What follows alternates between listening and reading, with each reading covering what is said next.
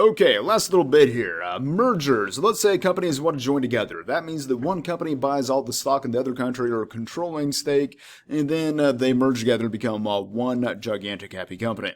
Now, there are two different types of mergers. Sometimes this is called integration, by the way. You got horizontal mergers or horizontal integration. And this is when one company or more than one company come together and they're the same type of company. So let's say that two banks come together to form a bigger bank. That would be a horizontal merger because they're both banks. All right.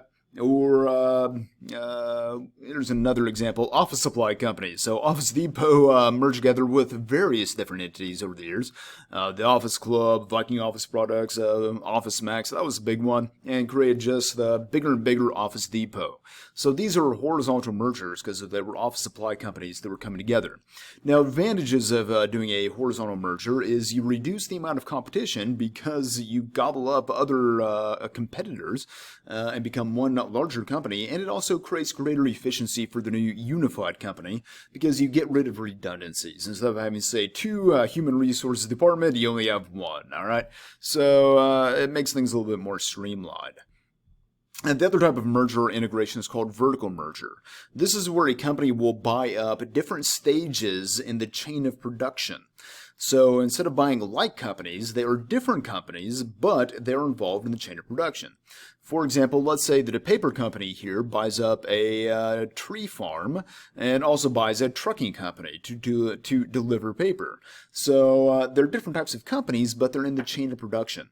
So the advantage here is that it makes things more efficient because you don't have to pay a profit to these other companies anymore. You own them and you make it all part of one unified entity. You can also create some monopoly actually by denying resources from others because now you have the resources instead of somebody else. Another example of vertical merger, an actual one, is AT&T. So AT&T went out and bought DirecTV at one point.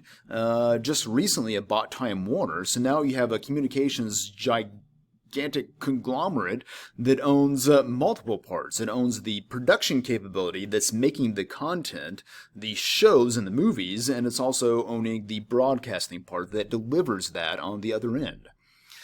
All right, last thing here, franchises. A franchise is going to be when you open up an entity like a McDonald's or Taco Bell or an Arby's or something like that. You own that particular location, that franchise, even though it has that corporate name on it. So in order to become a franchisee, you apply to corporate in order to get permission to do it. You got to pay a franchise fee, meet the qualifications. Once they approve you, they'll give you a location at which you can open because you got to make sure that, say, one McDonald's is not too close to another one. So they do the market research. Oftentimes the corporation will help with financing and plans. Like if you're McDonald's, they'll give you building plans. They'll tell you how to outline the kitchen. I mean, they'll take care of all that dirty work for you. So the franchisees comes along. They buy food and supplies from the corporation. The corporation pays for advertising and for other items and miscellanea. And in return, the franchisee kicks back some of the revenue that they make back to the corporation. Usually a percentage of the revenue goes back to them. So the corporation does this stuff, training, support, advertising, etc. Franchise owner kicks back royalty and fees back to the corporation. Here's an example. Let's say you want to open up a Taco Bell. It seems really easy, right? Well, here are the requirements. First of all, it's going to cost you anywhere from $500,000 to up to $3 million, depending on the location. This is what it will cost you up front to be able to open it. You have to be worth at least $1.5 million before they'll consider you, so everything you own minus any sort of debt that you have. You have to have at least $750,000 liquid cash. That means actual cash, which is going to be unusual, or in checking accounts, easy to get to. It can't be locked up like in stocks and bonds and stuff like that. Okay? So that's what you have to have up front, and then the ongoing fees, well, you got to pay $25,000 to $45,000 to Taco Bell in order to be able to operate your franchise, and then you have royalty fees. So 5.5% of your yearly revenue is going to go back to Taco Bell for the franchise fee, royalty fee. And then you also pay ad royalties. So another 4.25% goes back to Taco Bell for advertising. So you're losing off the top 9.75% of your revenue. That's not profit. That is revenue that is going away. So that's what the corporation is making off of you.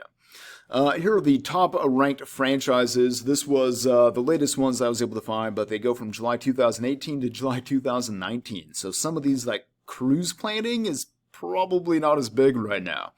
But these are the top expanding ones, right? Supercuts, Jam Pro, all this. You can look at that. Just those are the ones that are expanding rapidly right now. Advantages of franchising: you get built-in name recognition and you have built-in reputation. You have standardized quality because the stuff is going to be the same everywhere, right? McDonald's cheeseburger tastes the same as McDonald's cheeseburger everywhere else because it's all standardized. You have support from the corporation. They give you management training and support there also, so all of that stuff is taken care of. Employee handbooks and how to run the business and all that stuff is already set. They take care of advertising for you, oftentimes nationwide advertising campaigns, so you don't have to worry about that. And it's easy for you to source supplies because you just get it from the corporation instead of having to source it on your own. Not only that, but the pricing can oftentimes be relatively decent because the corporation is able to use this massive buying power to get good deals. Disadvantages of being a franchise: well, the biggest one is all that money you have to kick back to the corporation that you don't get to keep. Another thing is you don't have as much control over the business as you would have if it was going to be just you, a sole proprietorship, owning it, right? You can't just introduce new menu items. You have to go with whatever the corporation decides you're going to wind up making, or you might have to make things you don't want to make. McDonald's franchisees were kind of put out about having to do breakfast all day because that complicated their operations. You have to go with whatever the price in the corporation says. You can't go charging more or less depending on what it is you want to do. You can't have your own sale.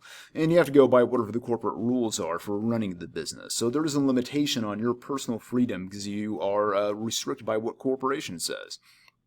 Yep. And if you want to source from somebody else, let's say you get a better deal on napkins elsewhere, well, it doesn't matter. You have to buy your napkins from the corporation and whatever it is they say. So this just shows you how profits are divided up, right? Sole proprietorship, let's say everybody has $500,000 in revenue, everybody has $400,000 in costs. Well, that leaves $100,000 in profit. Sole proprietor gets all of it. Partnership with two equal partners, each partner gets $50,000. And then a franchisee, right? You get $100,000 in profit, but you lose some of that back to corporation. They would keep $65,000. Although the hope there with the franchise operation is that you'd be making more because it is a franchise. All right, fine, done, good.